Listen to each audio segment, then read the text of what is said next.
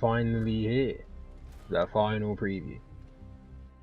That's a Over the new course of type our of mission as month-long well. IGN First coverage, Diffusing we bombs. saw a lot about the world and lore of Gotham Knights, the crafting and gear mechanics, the I suits actually and need this game. customization options, 2 but weeks. there's been one green Riddler-esque question mark surrounding the whole game up to this point. How does it play? Well, I played about I would 3 hope so hours of it brilliantly. at a recent hands-on event, and the answer is, well, it's complicated. What's What do for you mean? certain, at least, is that Gotham Knights is a wildly ambitious effort that feels appropriately massive and dense, to the point where even a heavily guided 3-hour demo felt like just a scratch on the surface. Well, that's a good thing then, isn't it? What do you mean it's complicated? Sounds like a good thing to me. This game looks so good. My demo was broken I am up just into 4 chunks. a fan of the I played Bat family, tutorial that sorry. involved following a lead on Batman's last case, then jumped into a new save to play the first chapter of Harley Quinn's multi-part villain arc, then continued with several open world challenges related to Harley's story, and to put a cap on the event, I jumped into a late game save that let me and the internet's own Destin Legary face off against Harley in the finale of her arc. And that leads to one of the main reasons why my takeaways from this event are complicated. Gotham Knights is a game that is centered around building up your character, setting and understanding your own skills and gear, and developing your own playstyle. Something that I just didn't really get to do, since I was jumping around to different save files and trying out the different characters. Without that feeling of building up my own character and progressing through their skill tree, combat felt like it was missing a key ingredient. On a very basic level, Gotham Knights combat is built on the foundation of the Batman Arkham games. But once you get past the shallow waters, things go in very different directions. Here's where things will be look at my boy.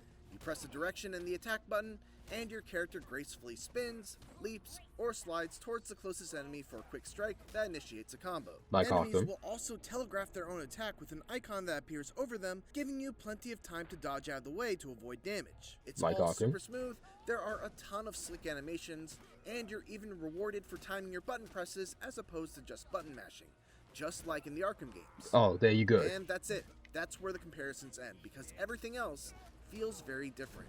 Gotham Knights is much more abilities focused, with a meter at the bottom right that governs your ability to use your momentum skills. As you'd imagine, you gain meter by dealing damage and using your dodge to avoid attacks with good timing. Once you fill a bar, you can use one of your 8 equipable momentum skills for a variety of different uses. Okay, Robin. Red Hood has a close-range throw that deals a ton of damage to a single target. Robin has a holographic distraction that he can throw down to take some heat off of him and the team. Batgirl can toss out a Batarang barrage to deal a bunch of piercing damage right in front of her. And Nightwing has a cool acrobatic leap attack that lets him get the jump on an enemy from far away. Yes, there sir. are also moments where certain momentum abilities were the key to defeating specific enemy types. Wait, you fight with the that police were as armed well? with powerful armored attacks. Nice. Piercing abilities beat armored attacks, for instance, so anytime I saw an enemy with a red attack warning, I had to counter with my own piercing attack, whether that was Batgirl's Batarang barrage or Robin's staff spin attack.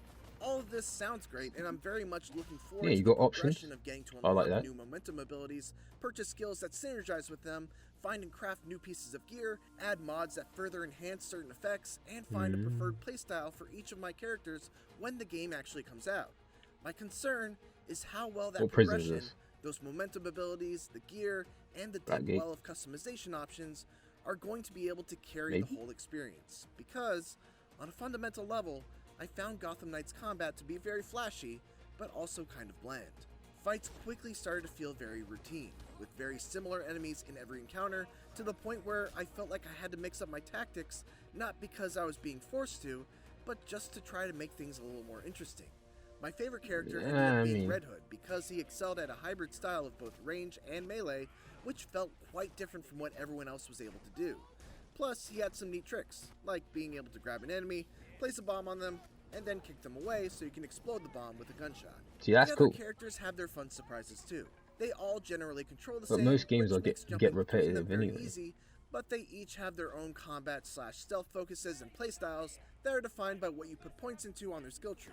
Batgirl can be built to be a single target DPS machine, or a nearly uninterrupted tank that can self-revive, or a stealthy hacker that can make herself invisible to security cameras.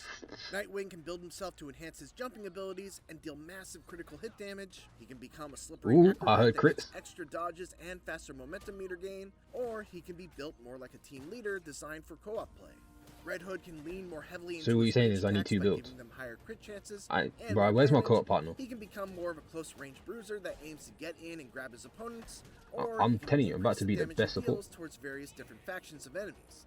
And finally, Robin can build himself to have a game plan centered around his decoy. He can become a true Batman successor by investing in stealth skills, including Arkham game mainstays like Vantage takedowns, or he can focus on gadgetry and elemental damage. I thought the Just by comparisons were over. glancing at the skill tree, it's easy to see that there's a lot to get excited about for each character every time you gain skill points. And that's where I'm torn on Gotham Knights. When I look at the skill trees, the locked momentum abilities, the wide variety of suits that I can unlock, and I think about going through it all with a buddy and taking on more challenging missions, I can't help but get excited at the idea of what Gotham Knights could be. But in my playtime with this demo, things were very far off from that idealized version.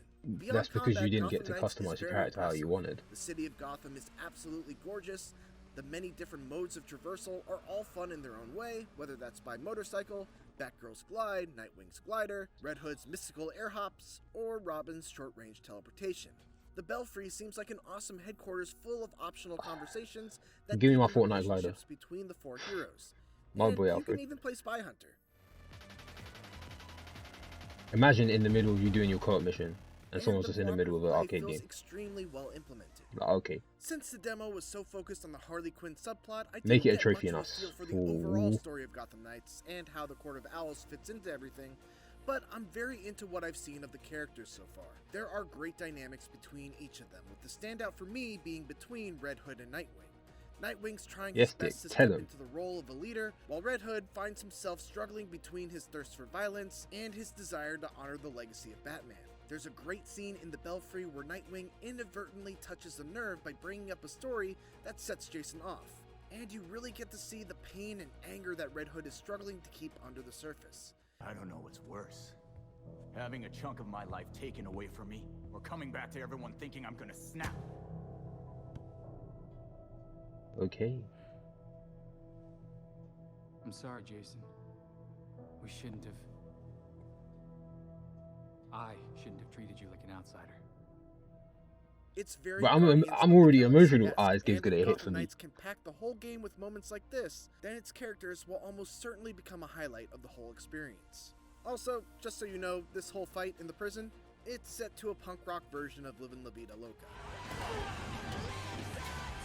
Hey, chill. Okay, move on. I mean, I am respecting the combat though. You done? And while Cool. I walked away from my hands-on time less than impressed with many aspects of combat, I still found myself interested in playing more. Because I've We'll see recently how played it all comes Valkyrie. together when Gotham Ellipsis. Knights releases How on you pronounce it? PS5, Xbox Series X and I S, got bored towards the and end PC because on of October the way they 21st. treat combat in that game. For more on Gotham Knights, So I don't mean, if miss you're gonna the give me first multiple 16 options minutes with of multiple gameplay, characters, as well as I Harley have Quinn's nothing boss fight to be gameplay. bothered And for about everything else in the until I Batman get like, I don't know, universe, 30 hours keep in it and I here start crying. on IGN. Okay, we get it. Move yourself. But yeah, no, I think for me personally, co-op, I need to play a game in co-op, and then that will be the true defining factor of how this game will be, because they are intending it to be played single and in co-op. So hopefully 2 weeks we'll find out the answer.